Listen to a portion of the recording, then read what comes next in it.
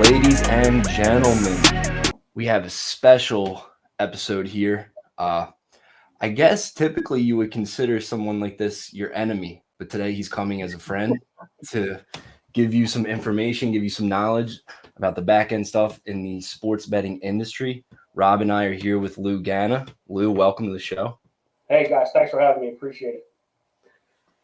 Lou, tell us start, I guess, how you got involved in the sports betting industry and how you got the gig working for Penn National.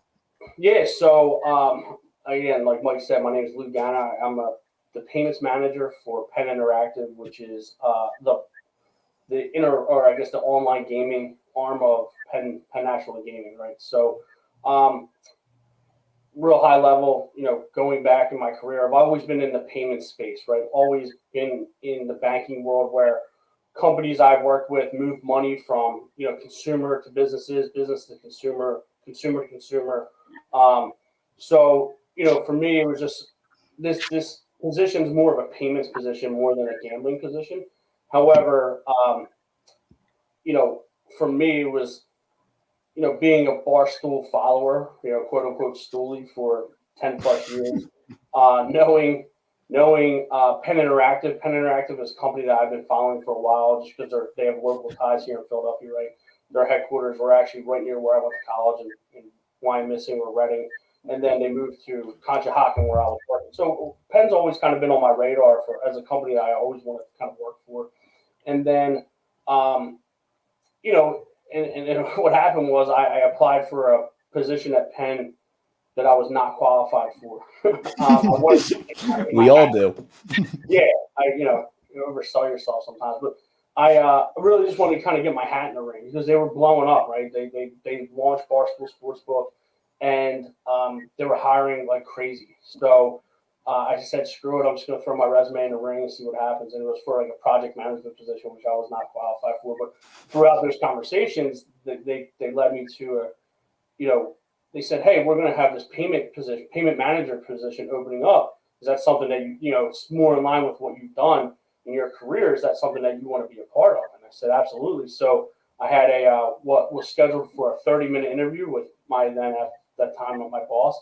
It turned into a 2-hour conversation. So, I felt, leaving there, I felt good. But I've always been in the money movement space where, banking transactions. I worked at, small startup companies that did, P2P payments before like PayPal was even around. So person to person. Yeah.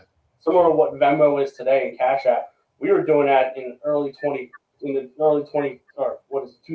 right? Like, so I graduated and we were doing P2P, the money, person-to-person transactions, in 2002, 2003, and 2004. So, like, the guys I was working with had this vision of, like, being able just to email people money, right?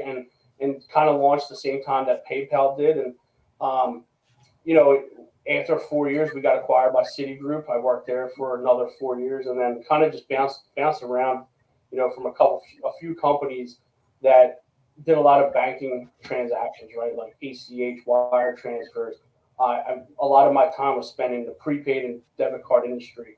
But when I was working for J.G. Wentworth, which we all know the commercials, right? We all know the J.G. Wentworth commercials. So we actually started our own prepaid card division, and part of that we went out and sold. We actually had a patent on a lottery program. So we went out to New Mexico.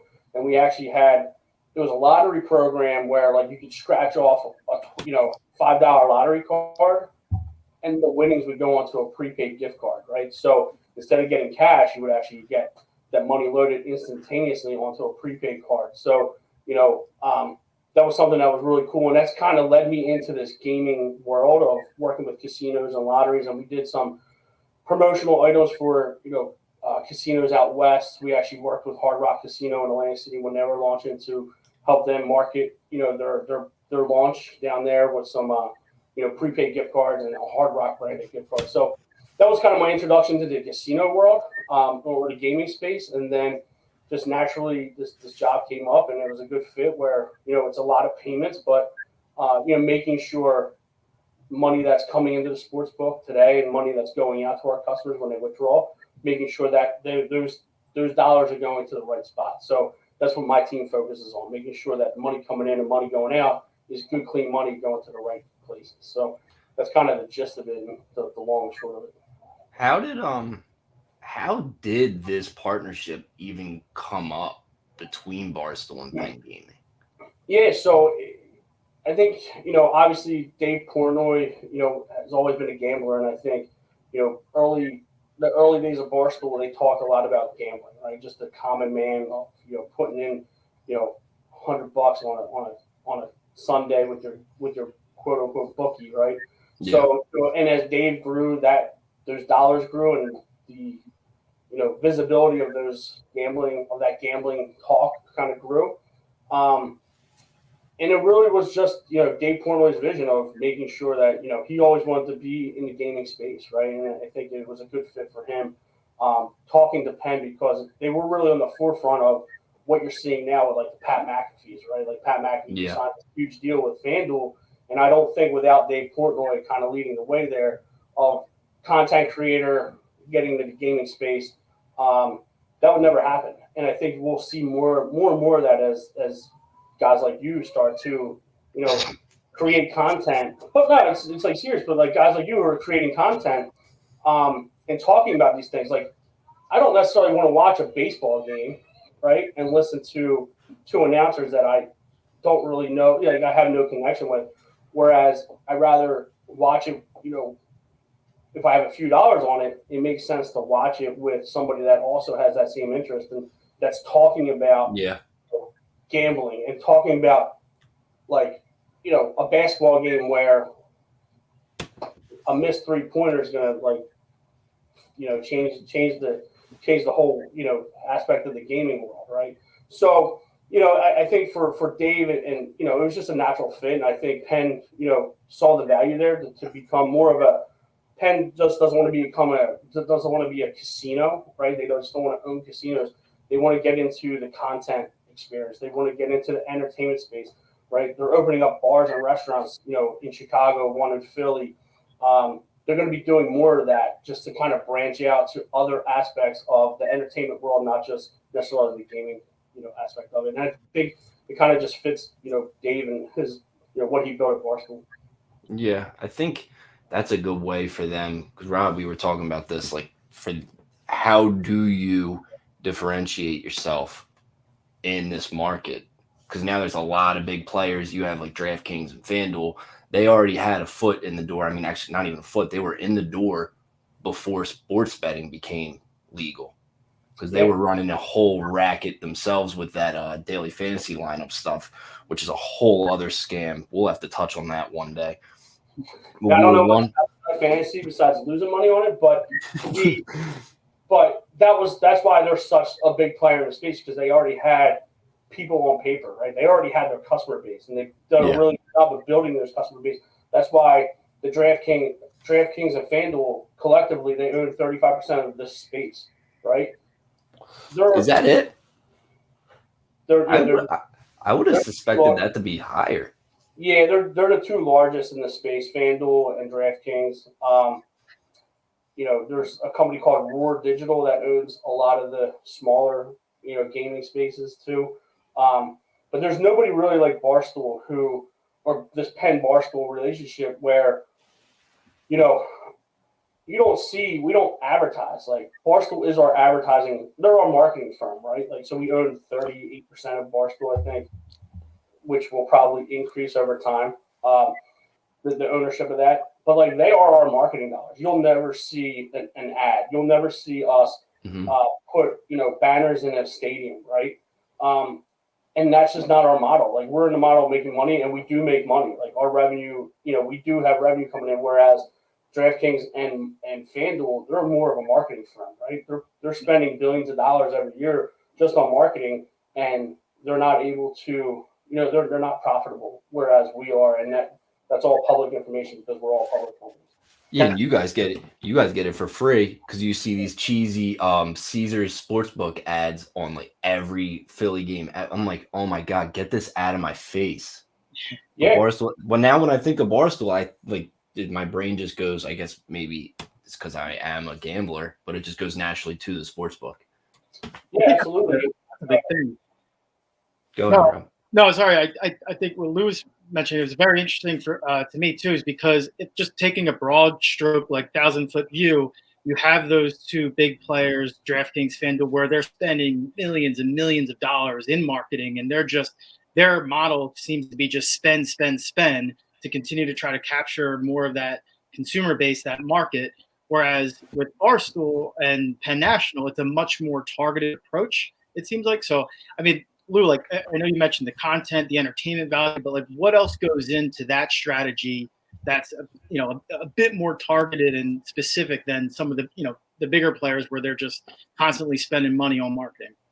Yeah, I think we're able to talk directly to the consumer, right? So like, because our customers have a platform like in Twitter, like Instagram, like you can DM Prez, right? He might not respond. You might DM Prez to say like, hey, like I'm having an issue with the sports book.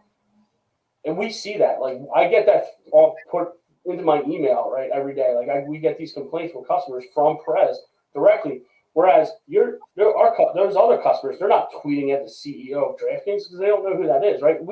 It's different because we actually have a voice, right, in Dave Portnoy, in Big Cat, in all the gambling contact guys, where they can talk to our consumers, say, what do you like? What do you like about our product? What don't you like about our product? And we're constantly making changes for that, right? We're not pushing out these ads that might capture, one or two people, right? It's so saturated right now. The market's so saturated. So for us, it's more or less talking directly to the consumer, right? Like I work with our VIP clientele, our VIP team, right? We have a VIP manager, and then she has like 6 or 7 VIP hosts underneath her. And, because those VIP customers are, spending a lot of money on the book, right? It's like the 80-20 rule, like 80% of the money comes from 20% of the people.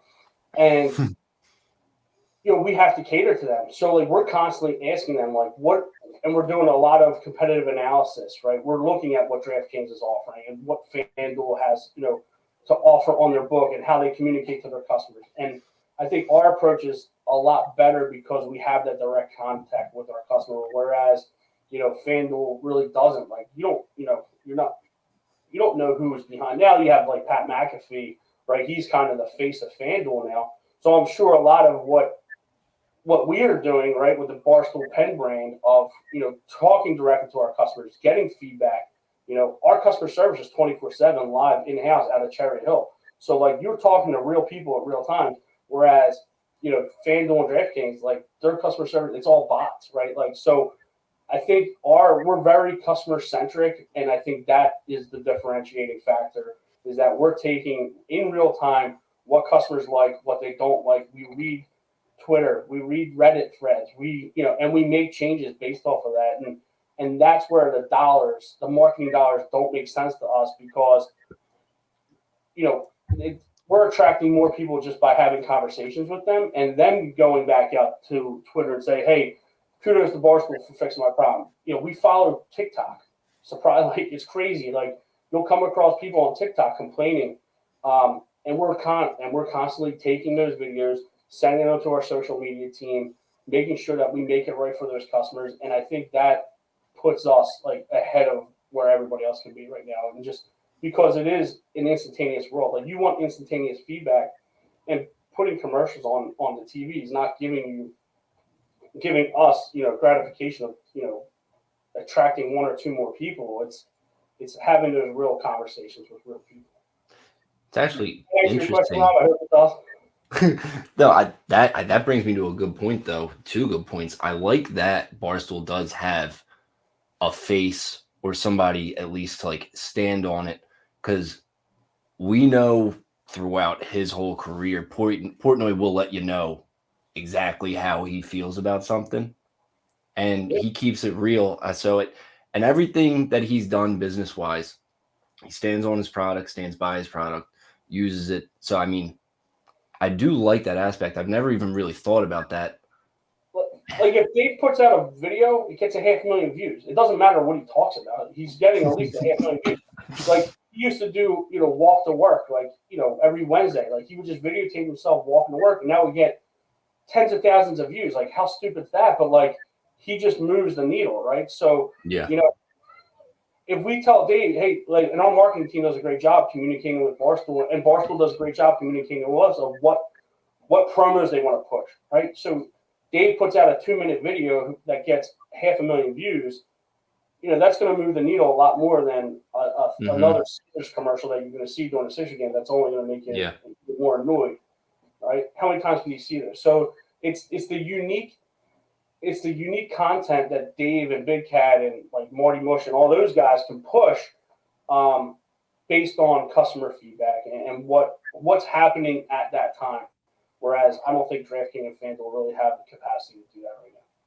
Lou, what are some of the, like you mentioned, taking in what customers like, what they don't like, and you mentioned how saturated the market's becoming, and certainly as more states get online, more players and operators are vying for those spots. Like, what are you seeing, or what's Penn National seeing in terms of what are customers looking for, what are they not looking for, what are the market differentiators here, right? Because across the big books, whether it's profit boosts to boosted odds to a Barstool slate of their tailored bets and with boosted odds, like what is it that you find consumers are looking forward to the most that Penn National, Barstool's trying to do to differentiate itself from some of those other books?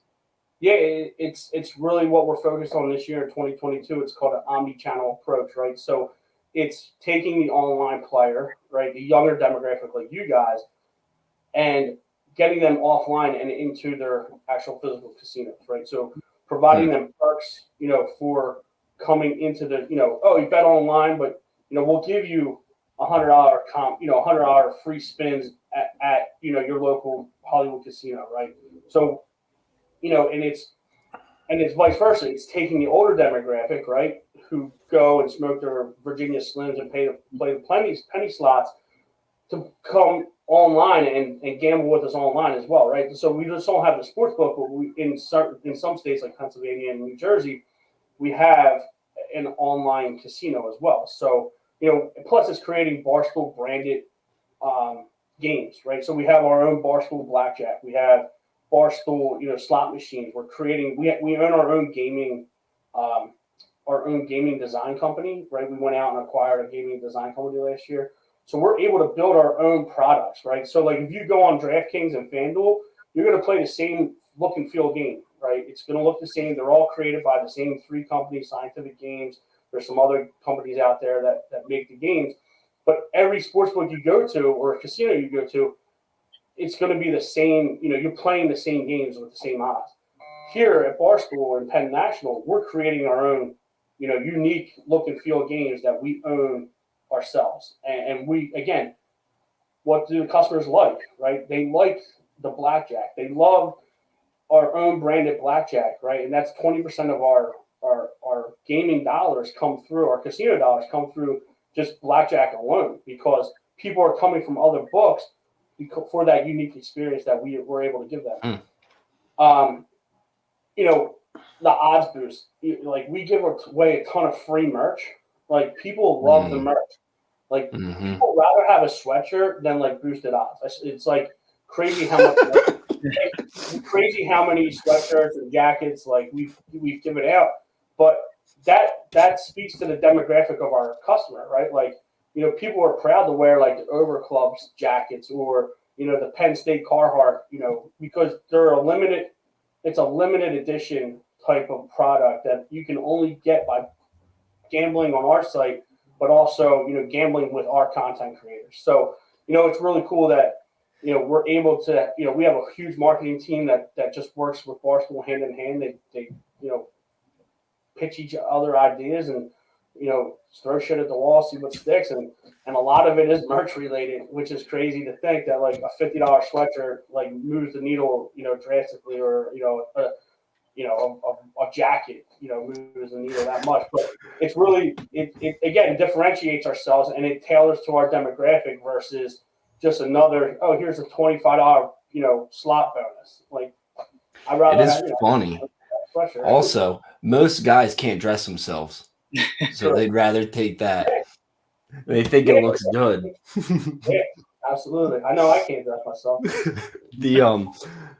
What was I gonna say? I think I've seen all my friends, they go crazy for those promotions. And it's funny because I really don't use Barstool all that much, Sportsbook, and I don't care about the boost that FanDuel and DraftKings offer me. I typically don't even click on the email anymore because it's the same. It's all crap. It's like a 25% boost on a same game sucker parlay or something like that. They're only boosting you to things that are all sucker bets. I call it the kiss of death. Yeah, it is the kiss I of see a death. problem boost out there. I'm like, oh, no way I'm touching that now. You got to think, though, like, you know, I think, like, Pat Mag, like, so I'm not allowed to gamble on Barstool, right? So, like, I'm not allowed to gamble on DraftKings or BetMGM. I'm allowed to gamble on FanDuel, right? Because in the background, we share a lot of the same technology, right? Like the odds makers and a lot of the same technology partners. That's very, like, integrated with the space. So, you know, FanDuel, I think Pat McAfee had something for the Super Bowl that was like 200,000 people bet on this. You know, it tells you like how many people wagered like that Pat McAfee boost, and it didn't hit. Like probably half of them hit. But that's just drawing. Like that's again drawing in the novice gambler who doesn't know how to bet, right? That doesn't take the time to study it and doesn't understand odds because they sign up, they get $50. So I'm going to put $50 on this odds boost that could potentially pay out $400 or $500. But again, we're in the business of making money, right? Casinos are in the business of making money, so obviously that those bets are going to favor into the house's advantage. But and I think that's what's different about us. It's like you'll see guys, the Barstool guys, the content creators, they pitch the teams that they like, right? And they get behind like the Cubs, right? Chicago has a big footprint. Philly has a big footprint. So, I think it's important that, we as Barstool and Penn, we're actually pitching the product that we like, right? And the odds and the teams that we want to bet with. Whereas I think that, the other sports books, they are in it to make the money, and so are we, obviously. But, we're actually able to push, the teams and the games that we really like to push versus, just throwing up a bunch of, random parlays that really don't mean anything and probably aren't going to hit. Now, I did hit a couple of those game parlays. That's what everybody says. I've hit a couple too. I had like 7 for 10. No, you had a good day the other day. You definitely had a good day. And you know what's funny though? Like people ask me all the time. They're like, "So you just must like bet all day long?" It's like working in a hot dog factory. Like the more I'm around this shit, like the less I want to gamble, which is a good thing. But like it's just I'm so focused on the other side of it and so concentrated on the back end of it where I'm gambling less than I ever have, which is kind of weird. But you would think like being in the space you gamble more, but it's really not the case. And it seems like a lot of my coworkers feel the same way. Well, I mean, I would probably feel the same way when I'm seeing how much everybody's losing all the time. I'm like, you know what? Let's take a step back. Yeah. Think about it again. Definitely people that you want to fade, and there's definitely people you don't want to bet with. So, and which is cool because we do attract a lot of the celebrity bettors, we'll call them, like the Mattress Max, right? Mattress Mac is, I don't know if you guys know who Mattress Mac is, but he's like this older guy down in Houston. Like he threw out the first pitch in the World Series, Game 6 of the World Series. That's like how well known he is in the Houston area. But like he put $2 million on the Patriots to win the Super Bowl like halfway through the season. He laid that with us. And then for the Super Bowl, he actually laid like $5 million or I think $5 or $6 million with Caesars. And then on the Bengals, right? Win like on the Bengals, Bengals money line. So I saw there's a lot of times where like, he's been on a losing streak recently. Yeah, he's taking a hit. Didn't he get famous with he kept rolling it over on the one World Series? He got 6 in a row. Yeah. The Astros, the year the Astros won it. He got famous, and I honest to God think ever since that, whenever somebody's promoted a single bet past that World Series, it's an instant fade. Yeah, That guy's been on a cold streak for like a decade. yeah. I don't feel bad for Mattress Mac because if I Hell no. I think he works it a bit where he kind of hedges it against his his promos on his business, right? Like I think that's how he recoups that. So what he does is, if you spend $3,000 or more in his furniture store, and he bets and wins, you'll get the $3,000 back. So he's not, I don't. Oh my God! More marketing campaign than anything, I think. But yeah, like but it's cool because like we have like ex NFL players that bet with us, and ex MLB players that bet with us. So it is cool to see that they're like still connected into the game, but like on this other side, like obviously we all know what Pete Rose did back in the day. That's a whole nother conversation, right? But I think it's different now because it is so mainstream and it's like right there in your face, and it's just everybody. It's not frowned upon anymore. It's not frowned upon. Yeah, it's not. When I was working at TD Bank, like I was part of a committee or these meetings that should we allow our customers to use our credit cards and debit cards for gaming transactions? And I was always like, yes, because every time you swipe your debit card or credit card, the bank makes money. So instead of the consumer going outside finding other ways to deposit quickly, you want to keep them in house. So I was like, yes, you want to, there's millions and billions of dollars being, funneled through these gambling sites. Why not get your piece of the pie? And we're seeing a lot more banks, and a lot less, regulatory type of activity taking place. They're loosening the reins a little bit because of how widespread and how mainstream it's becoming. The problem is it's state to state. So like every state has their own rules and regulations, whereas like Tennessee and Iowa, like you can't use a credit card to deposit funds. You can use a debit card, but you can't use a credit card. So like for me, like we have to like rearrange our technology to allow to block credit card transactions. So each state's a little bit different in their own way, but it's pretty interesting to see, how far we've come in the last 2, 3, 4 years. So, because a lot of banks, 3, 4 years ago didn't even allow you to use their products for gambling. Yeah, that was a big issue. A lot of it was still cash based, which, now we might as well just make it easy. I look at it as like kind of in comparison to like the marijuana industry, right? It's exactly. More and more states are allowing that. You still can't. That's still cash business, but I think slowly we'll start to see the banks allow their products to be used for those types of transactions, just like we're seeing today in the gambling space. Those guys can't stay away from a good thing. They're just going to see how much money that industry's making. They're going to get their piece of the pie, that for sure.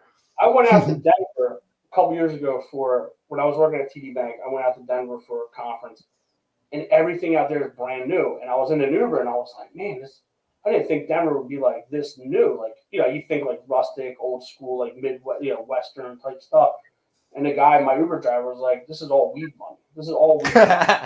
Like the weed tax is paying for schools, paying for like a new airport. Like everything out there is like brand new. It's because of the weed tax. And they're like, the weed tax is like 40%, but like, why not? Everybody, why not make some money?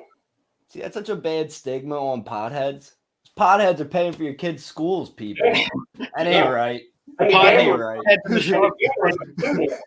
You got the weed money and the gambling money coming in, feeding all the kids. Yep, but look like at us.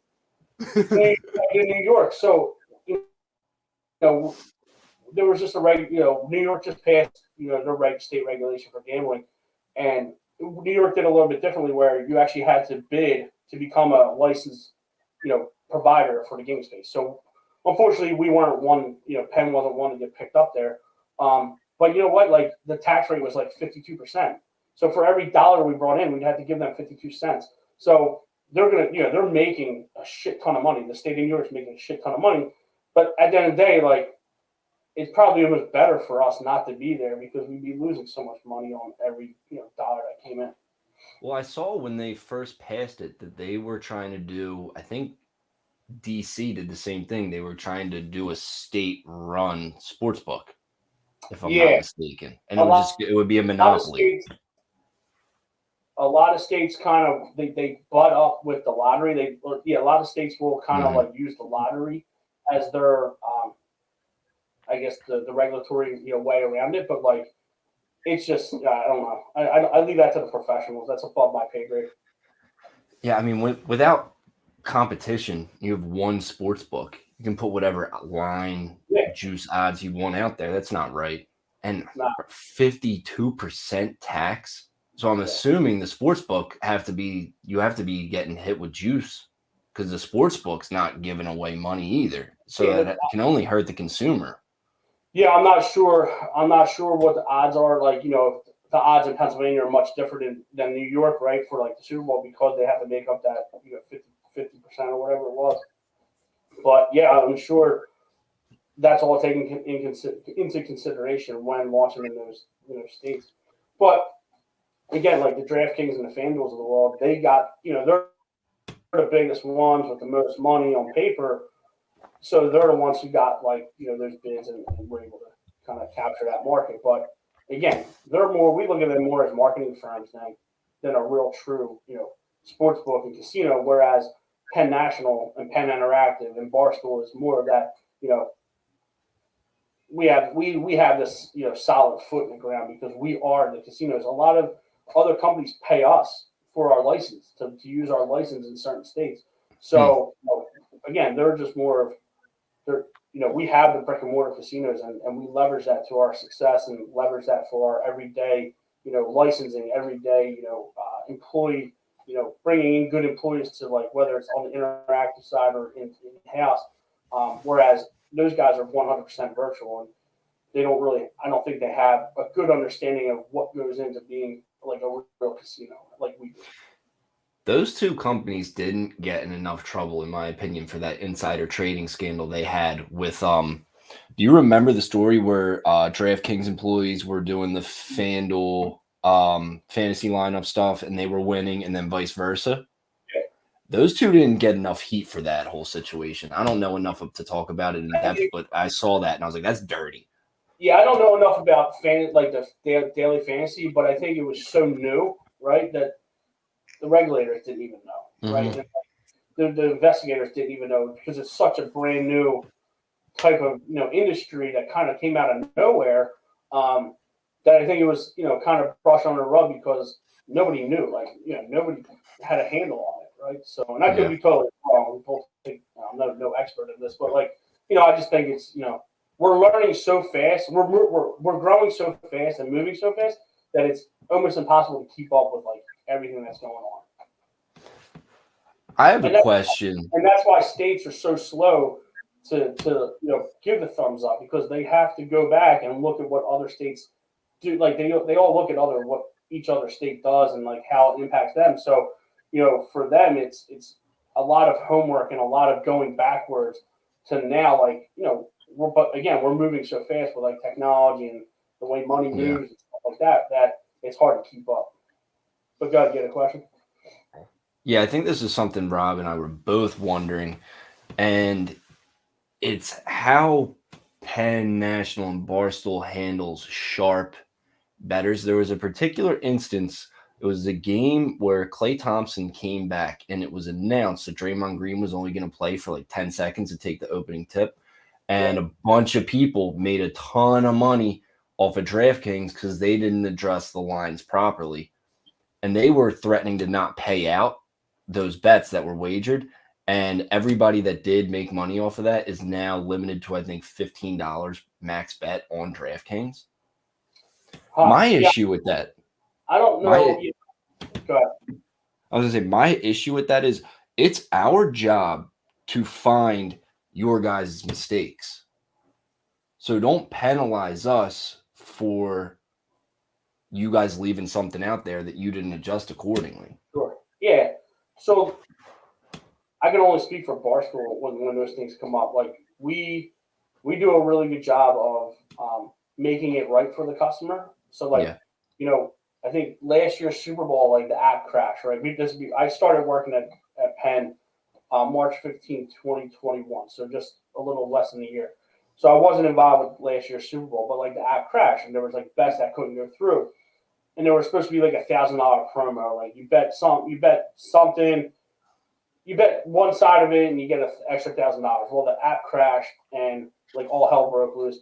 But anybody that opted in for that bet still got the $1,000. So like Barstool does a really good job. Again, going back to what I said earlier about being very customer centric, like we'll make it right for the customer. Like we'll always do our due diligence. Like we, even if if the game ends and somebody has a dispute against something, we'll take that into consideration. We're not held, or I mean, I don't want to say we're not held, but like at the end of the day, it's our decision whether or not we want to pay out those bets, right? Mm-hmm. FanDuel and DraftKings say no, like the NBA makes the rules, or these odds makers make the rules, and that's said and done, and that's in their terms and conditions, and that's fine. They can stick to that. But I think for us, it's more or less like, are we getting heat on social media? If we are, let's take a look at it and see what we can do to make it right for our customers. Like there's a lot of times where like I'll talk to customers on the phone even who are like having issues with their payments, and I'll just be like, hey, I'll just give you a $50 on top of we'll fix the issue, but here's an extra $50 bonus just for for your troubles, and we appreciate you sticking by us. And that goes like a huge way with the customers. Like even just giving somebody who bets $1,000 a game, giving them $50 to the casino just to get them kind of over there and play. We can do that. Like we're allowed to do that, right? In good faith. So it all depends on how stringent those companies want to be with their customers. But yeah, I think for us sharp bettors, like we do have a list of customers who are sharp bettors, and we do take that in consideration. We have a team of traders, what we call traders, where they're the ones, we don't set the odds. There's another company that sets the odds for us, and a lot of the sports books, online sports books, use the same company to do that, or like one of two companies to do that.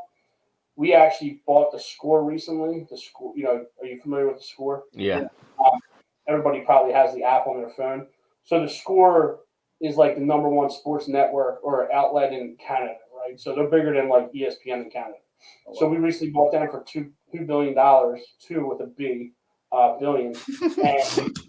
And once we integrate with them, we're going to be able to become our own odds maker. So we won't have to rely on like a third party, which is cool because then we get to tailor those promos the way we want to tailor them. We're not held to outside kind of influence.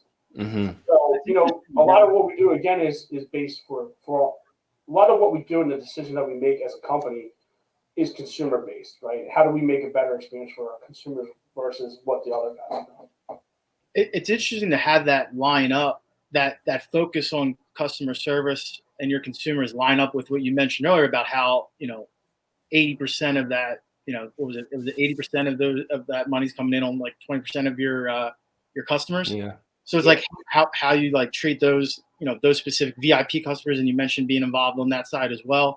And I mean, not to keep knocking on the bad guys, or the big guys, but DraftKings, I know been in some hot water right recently, the past couple of weeks and I think the CEO as well. They've been sharp bettors and big bettors have been coming at the CEO in terms of restrictions on sharp bettors, like bet limits or payout limits and et cetera, and like and what the volume that they're willing to take on from big bettors. Like, do you see any of that stuff on your side at Barstool? Like, you guys, how do you guys handle that? Yeah, we do. Like, we have a lot of big money that comes in. Like, for example, Mattress Mac. Like, he wanted to bet $2 million on the Titans to win this, go to the Super Bowl or win the Super Bowl. That was, I think, right, maybe week 16 or 17 of the NFL season. And we didn't allow him to do it. We said we can only bet $1 million. Like, the risk was too high or whatever. And he said this on Portland's podcast, so I feel comfortable saying it here. But like we saved, and obviously the Titans didn't win the Super Bowl, so we actually saved him money. So we do take that into consideration. Like, we do look at all these big dollar bets that come in. Yeah, like we have our traders, our team of, I don't want to call them odds makers because we're not the odds makers, but they will be our odds makers once we start setting our own odds. They're the ones who are making the decision on the big dollar amounts, right? So, like, yeah, there are times where we will say no, depending on the dollar amount, but also, change. There may be times where odds change for certain people based on how much money they're betting and how often they're betting and things like that. So yeah, I mean, we have to protect ourselves as a company, but for the most part, what you see on the sports book is what you're getting. I think there's a small percentage of customers who we tailor and we make changes for, as needed on a case-to-case basis. Yeah, I mean, you guys, you're not going to take all the risk on a bet like the Titans. Like, you guys aren't going to lose your shirt because online gambling is new, but gambling isn't. Like any bookie, it's like, no, I'm not going to take that bet, and you have every right to not take it. Exactly. So I think that's why, if you look, all right, so Mattress Mac at the time put the biggest bet in with us of $2 million for the Patriots to win. He would have won $43 million, right? If the Patriots won the Super Bowl, we would have had to pay him out $43 million. I personally would have had to pay him out $43 million from somehow, some way.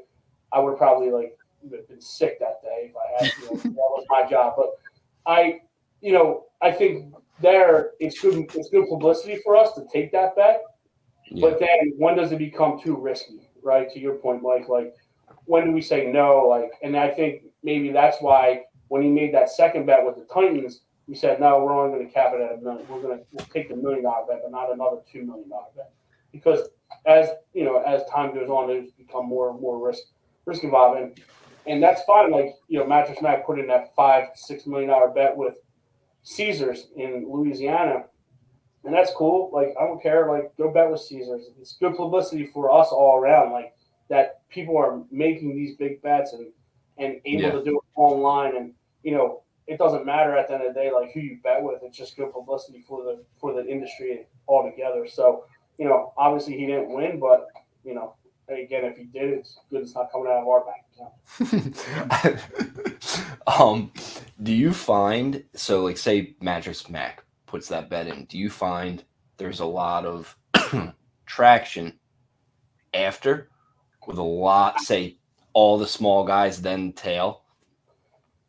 I think in his case they fade.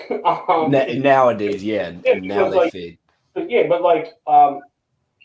guys, there are some, if you go, you can find some guys that are promoting their bets on social media.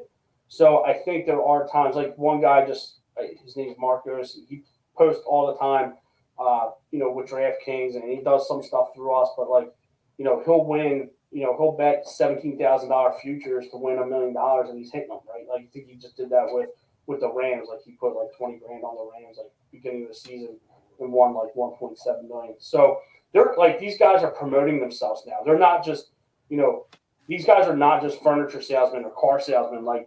These guys are becoming the face. These consumers who are putting these big dollar amounts are now becoming content creators themselves, right? And people are going to start betting with them or start fading them based on how they do, right? So if you go on TikTok, even there's I guess my algorithm's all screwed up where I get a lot of gambling content, right? Because obviously I'm on my phone, I'm checking things for work, or I'm reading articles that's pertaining to our industry. So now I get a ton of TikTok gamblers, right? And they get 2-3 likes, or they get a couple thousand likes, but there's a whole new regime of content being created just based on your everyday gambler, put $25 on an Eagles game, or doing the first basket on a Sixers game like that. People are creating, they're creating content and they're making money off of it because people are following them and they're becoming their own content creators. So which is cool because it's never been done before. So exactly what you guys are doing, and it's super cool that you guys are doing. You have an interest in it. You become pretty successful, I would think, with your own gambling, and if you weren't, you wouldn't be doing this, right? So you're creating your own content to hope to not just to educate people, but hey, come bet with us, right? Or hey, I'm really down this week, I'm betting the Sixers, but you probably best bet is to bet somebody else. Yeah, go the other way. Side note, don't ever pay for picks, people. It's the biggest scam ever. Don't ever create a bigger overhead. These dudes that are selling you packages, 90% of them are completely full of shit. And they're not telling you how much extra juice you got to pay to get the numbers that they're that you're paying, to get that information on top of it. Yeah. And this is coming from somebody that has done that. So if you're going to lose money, come up with the bet yourself. Don't go pay some asshole to lose a bet for you. Okay? That was like, what was that, like the 800 numbers back in the day? Like, this is like before you kids were even born. Like, well, I think Vegas Dave is kind of, that was like the new one. You guys see, like, he caught a ton of heat. He's getting lawsuits. I mean, who's that? Vegas Dave. Yeah, I'm not familiar. Oh, he's a Oh, total yeah, no, con artist. I know who you're talking about. Yes. Yeah. That guy, like, he couldn't win a bet with a gun to his head. And people were paying him a ton of money for those losers. It's crazy. It's a Ponzi scheme at this point. At that point, Yeah. right? Like, it's just, here, give me your money. I don't give a fuck what we doing. Hey, we're out here. All our bets are out here for free. Winners, losers, it don't matter. I mean, my chin's up high after a tough playoff stint, no matter what. But then we get it back on the Super Bowl. Don't worry about me. Yeah, and as long as you're breaking even, you're having a good day, right? So, like, but I think what you guys are doing is super cool. Like, you're talking about what interests you, right? And but also kind of being on the forefront of all this gambling content too. So, it's just really neat that this world has exploded so quickly.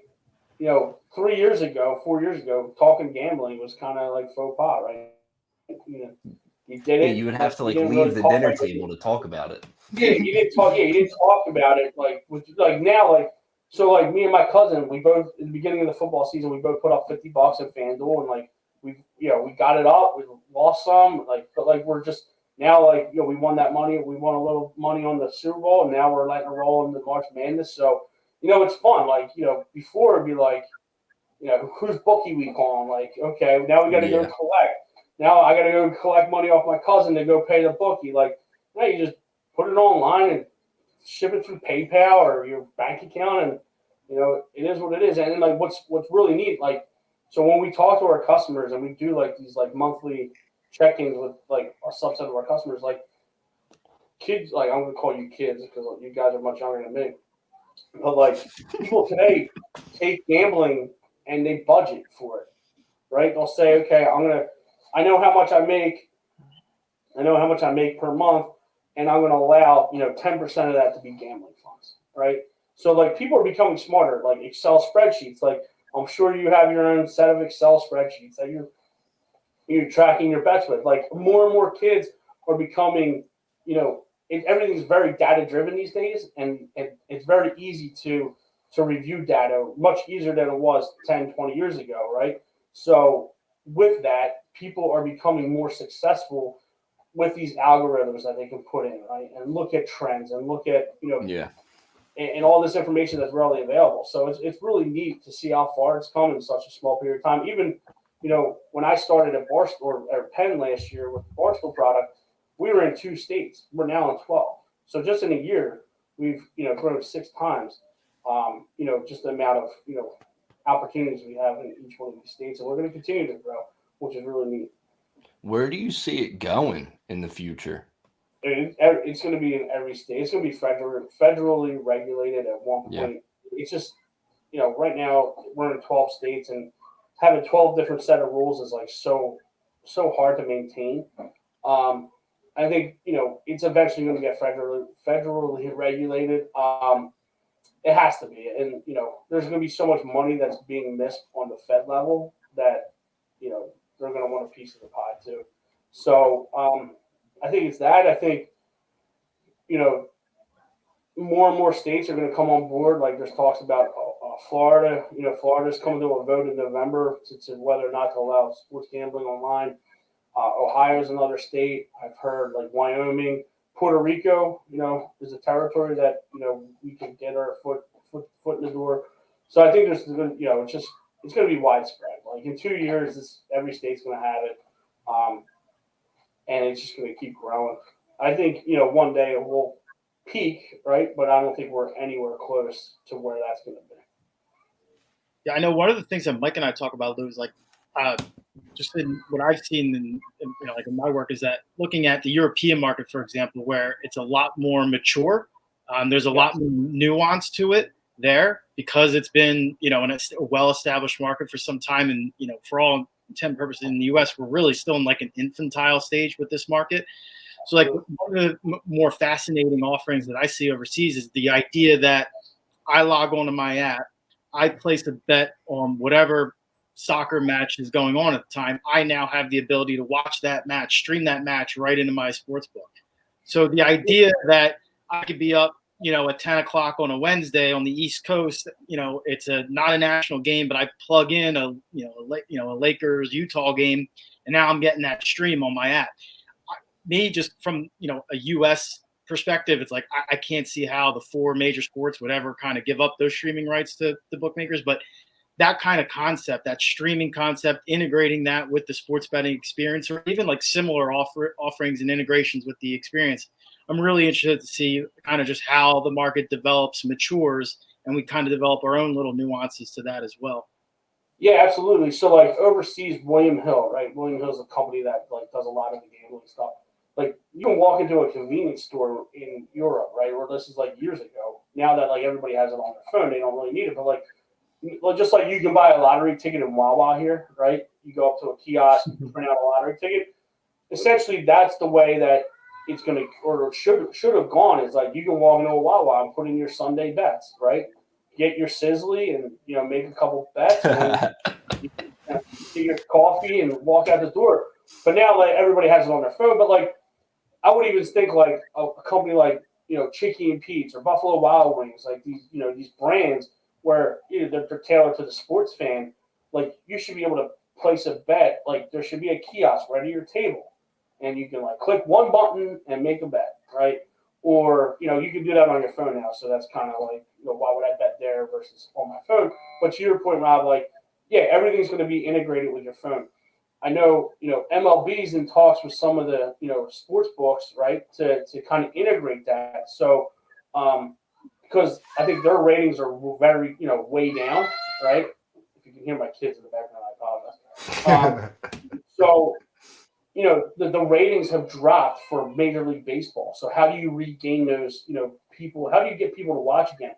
And I think incorporating sports, sports gambling into that helps drive a bigger market. Look at what they just did in the Wells Fargo Center, right? Like there's a sports book on the third floor now, so like you can go up there and live bet the game, and that you're sitting there watching, right? So there's nothing like it, and it's. I think there's so many endless options that, yeah, to your point, like you're going to be able to watch a game live on your phone, place a bet right there without leaving the screen, and just be able to keep following along and.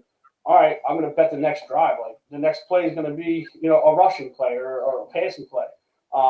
That's going to become the norm. And I think as technology advances and more and more states and even on the federal level allow this to occur, the major sports companies are going to need to tailor the way that they do things as well. Lou, you got a situation that we might need to let you go take care of, kid. What happened? I don't think you want to leave this room. I locked the door. I locked the door. There's like every time I'm like, even when I'm working, like I manage a team of 25 people, and every Thursday at 5 o'clock I have a team meeting, and not without fail do my kids come in and interrupt. So it's just the way it is today with working from home, and it is what it is, and everybody gets a kick out of it. But I just texted my wife, said, "Yo, keep it quiet." Outside, the sun's out. Yeah, you're toast when you leave that room, Lou. God bless you.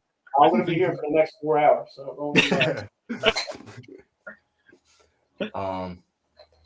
yeah, Rob, I feel like I covered all the questions that I had for Lou. I actually, honest to God, I'm not even saying this for the sake of saying it. I feel more inclined to bet with Barstool if they do treat their customers the way that you're saying. Like, if you stand by the customer and it gives you a reason to go back when you're taken care of, you feel like, not like, because I feel like everybody's trying to pull the wool over your eyes in this industry. I mean, that's what it's been built off of. So it's hearing that from you guys, at least to me, is a breath of fresh air. Yeah, Rob, you have any other questions for him? No, I mean, I'd love to follow up on the strategy in 22 because what I find very interesting is that we were just talking about it, right? Like the ability to do everything from the phone, and especially like I feel like our generation's like I love just not like you already have your Sunday routine. You get your favorite snacks, food. You have your TV set up, and you have your app right there, and you're plugging in bets all day, right?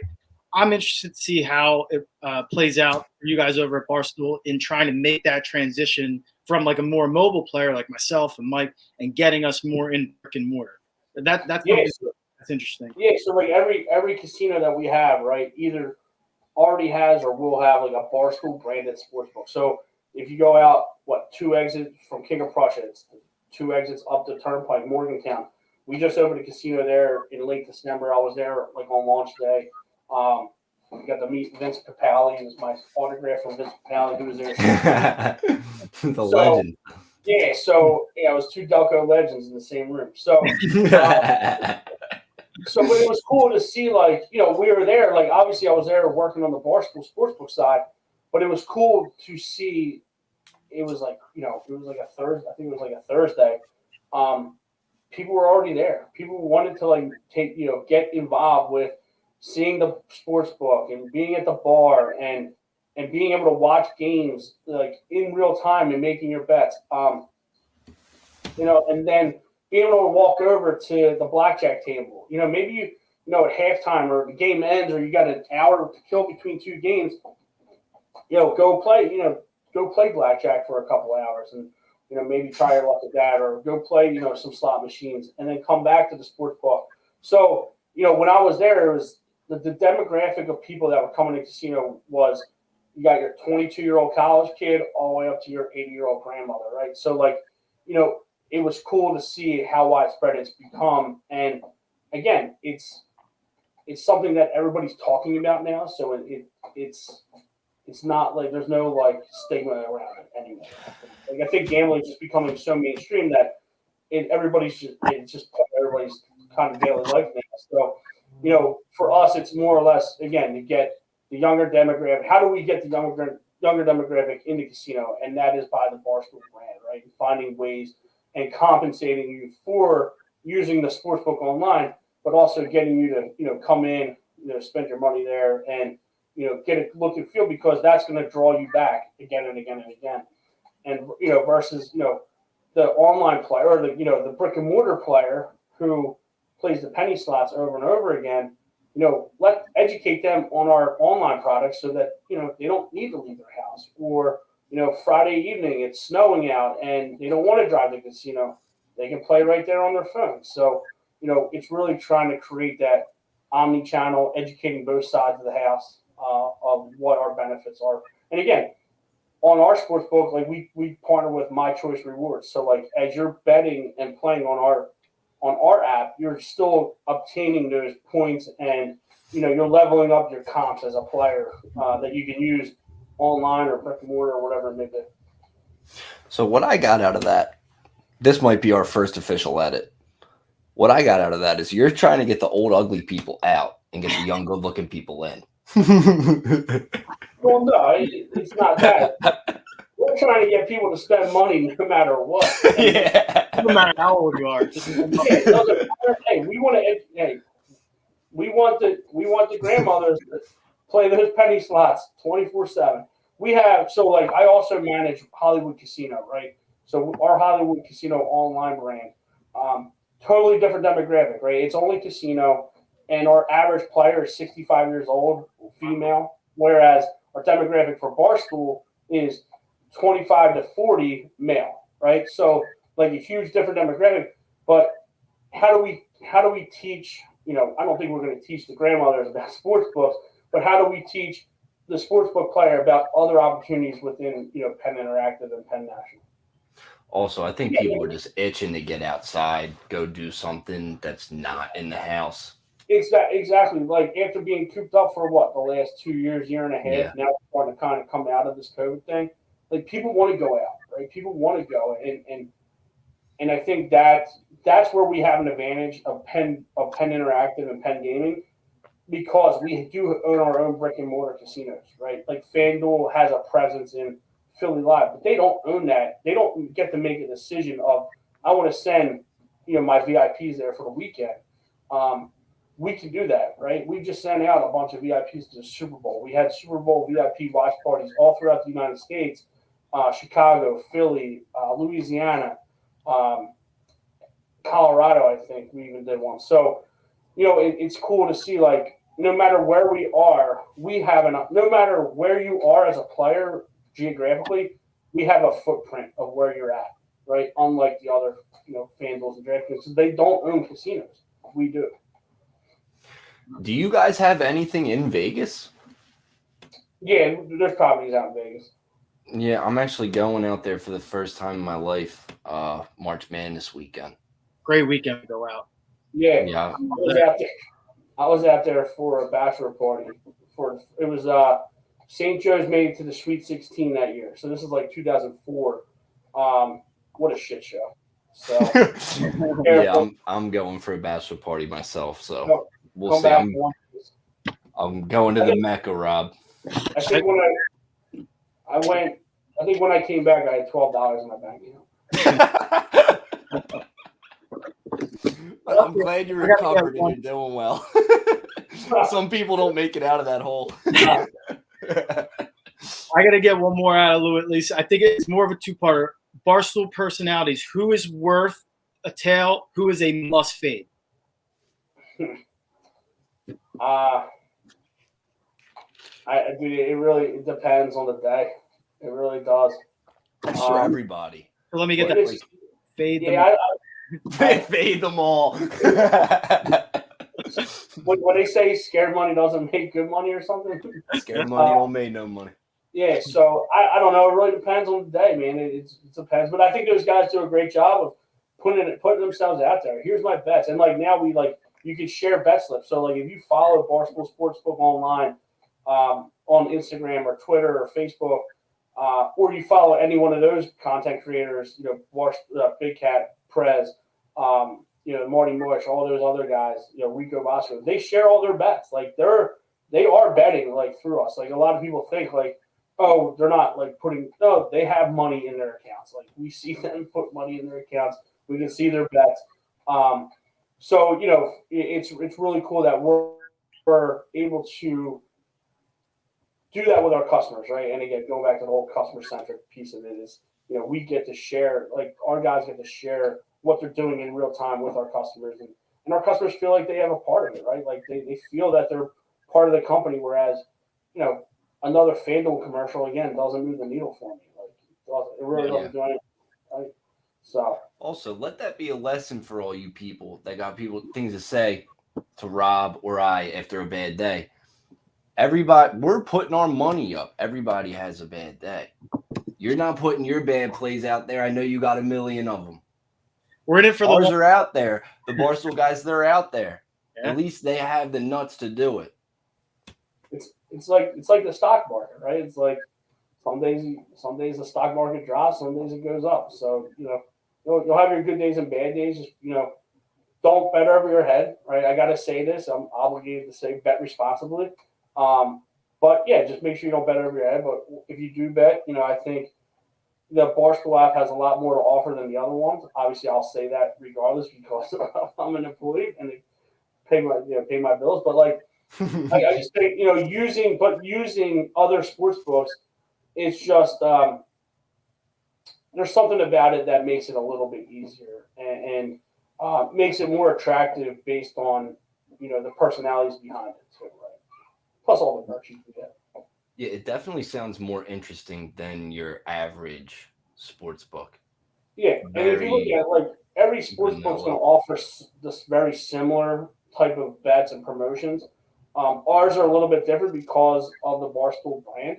Like, I don't think people aren't proud to walk around with a DraftKings t-shirt, right? People aren't proud to walk around with like a FanDuel hat. But like a Barstool branded hat has some, clout, I feel like. And what better way to do that than, being an exclusive club, right? the overs or whatever. But again, it's just differentiating ourselves and how we put ourselves out there versus the other guys. But I think we've kind of set the tone. Barstool and Penn have set the tone for what these other brands are going to have to be. I wouldn't be surprised if like ESPN personalities get contracted by these sportsbook companies to provide content, right? To provide some unique. Fox did that. Right? Yeah. Fox did that. Yeah. Here's a hot take. You're gonna see Skip Bayless on something stupid like MGM soon. God, I don't want to see that guy ever again.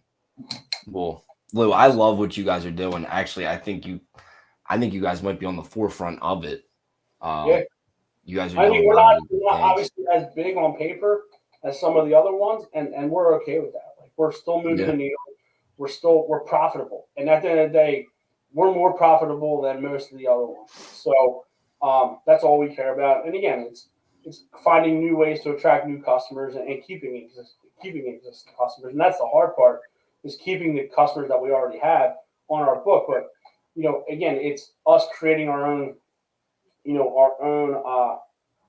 casino games, right? And there's going to be you'll start to see a lot of crossover. So like, I think during the Super Bowl, we did some like marketing push at halftime to go like play Barstool Blackjack for those that were in those states that can play casino games.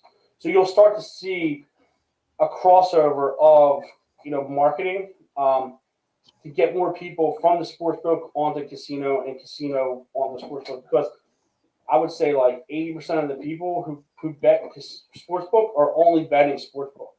There's not there's not a huge crossover of folks that want to they bet a game and then they go over and play blackjack or play roulette. There's not a huge crossover there, which I think that says a lot about my friends. I'm a minority because like I'll take the $200 that I won the Super Bowl and go blow that playing like 3-card poker. You're gonna spin on roulette. What are you talking about? Double down. So I think like I'm in the minority because like I just like to gamble, regardless if it's sports or casino. Like I like to play like 3-card poker or 4-card poker.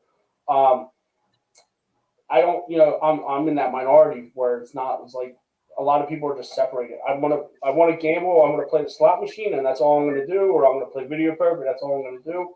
Or I'm going to bet sports, and that's all I'm going to do. Lou, you're not alone. We have a freaking poker tournament at our Thanksgiving dinner with our family. We like to gamble. The family. That's why we're here. Oh, man. Well, I'll be at your house next Thanksgiving. I'll tell my you're more than welcome. I'm away on business. You can take Frank's place. Lou. A lot more fun than Frank, let me tell you. Absolutely. Lou, thank you for coming on. I enjoyed this a lot. We definitely have to do this again. Yeah, absolutely. I appreciate you guys having me on. It's fun to talk about it. It's pretty cool to be able to tell you guys more of what we're doing, but also kind of get your feedback as well, to know where your head's at and what you like about it, what you don't. So we can touch base off that offline. But yeah, anytime that you guys want to talk the ins and outs, let me know, and I'll be more than happy to come on. But good luck to you guys. I think what you guys are doing is unique and definitely on the forefront of what you're going to see to come is more content, gambling content like you guys are doing. So keep up the good work. I love the podcast, and I think what you guys are doing is something cool and unique. I appreciate it. All right. All right, gentlemen. You guys have a good one.